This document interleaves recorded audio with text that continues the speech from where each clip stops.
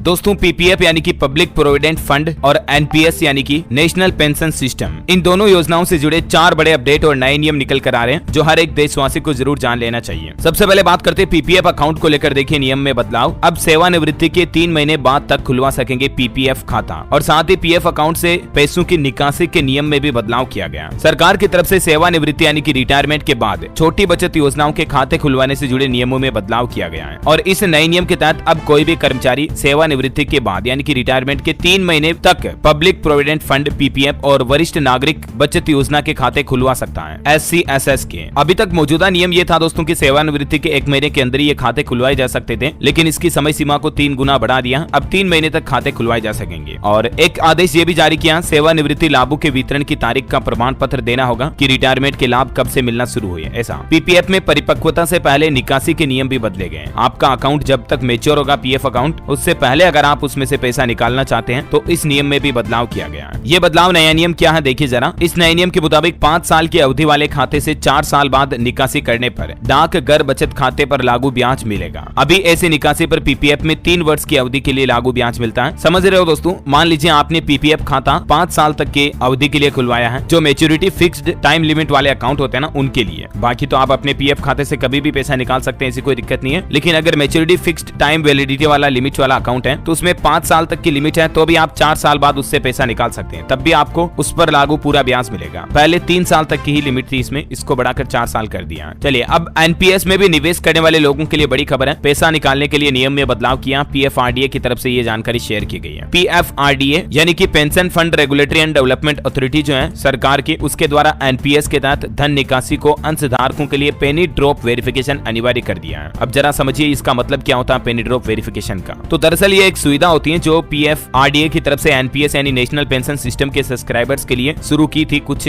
महीनों पहले, या यूं कह सकते हैं 1-2 साल पहले। तो ये एक तरह की विधि होती है जिसमें मान लीजिए आपका जो एनपीएस अकाउंट है वो लॉक हो गया, किसी कारण की वजह से आपने उसमें पैसा समय से जमा नहीं कराया या किसी अन्य वजह से आपका डॉक्यूमेंट वेरिफिकेशन नहीं हुआ, केवाईसी अपडेट नहीं हुई, इस वजह से अगर आपका खाता फ्रीज हो गया, लॉक हो गया, निष्क्रिय हो गया ना, तो पेनी ड्रॉप के जरिए वेरीफाई किया जाता है 1 रुपया आपके खाते में जमा करके कि आपका आधार कार्ड पैन कार्ड नंबर उस खाते से लिंक्ड जो है वो सही है, आप ही उस खाते के असली मालिक हैं या नहीं। ठीक है, तो उसमें 1 रुपया डाल करके पेनी ड्रॉप प्रतिक्रिया के आधार पर मिलान करके टेस्ट किया जाता है, वेरीफाई किया जाता है कि इस खाते के असली हकदार आप ही हैं। तो ये पेनी ड्रॉप सिस्टम अब अनिवार्य होगा सभी तरह के एनपीएस खाताधारकों के लिए। इससे अंशधारकों के पैसे का समय पर ट्रांसफर सुनिश्चित होगा। इसके बारे में थोड़ी डिटेल जानकारी आप स्क्रीन पर देख सकते हैं। और अगर आप एनपीएस योजना से बाहर निकलना चाहते हैं, हटना चाहते हैं, तो इसके नियमों में भी बदलाव किया है। पेंशन कोष नियामक और विकास प्राधिकरण की तरफ से ये बात कही गई है। अगर आप एनपीएस अकाउंट को लीव करना चाहते हैं तो भी तत्काल बैंक खाते का सत्यापन करवाना अनिवार्य होगा, वो भी इसी पेनी ड्रॉप सिस्टम के जरिए किया जाएगा। ठीक है, ये पेनी ड्रॉप वेरिफिकेशन अनिवार्य होगा। क्या है ये, इसके बारे में थोड़ी डिटेल जानकारी आप देख सकते हैं। तो ये एनपीएस और पीपीएफ से जुड़े ग्राहकों के लिए कुछ नए नियम, न्यू रूल्स एंड रेगुलेशंस उम्मीद आपको जरूर जानने मिलेंगे। और भी आपके मन में कोई सवाल है इनसे संबंधित तो कमेंट करके मुझे पूछ सकते हैं, मैं रिप्लाई करने की जरूर कोशिश करूंगा। और बाकी इस वीडियो को लाइक और शेयर करना, चैनल को सब्सक्राइब करके बेल आइकन जरूर दबा देना ऐसी ही इंफॉर्मेटिव जानकारियां देखते रहने के लिए।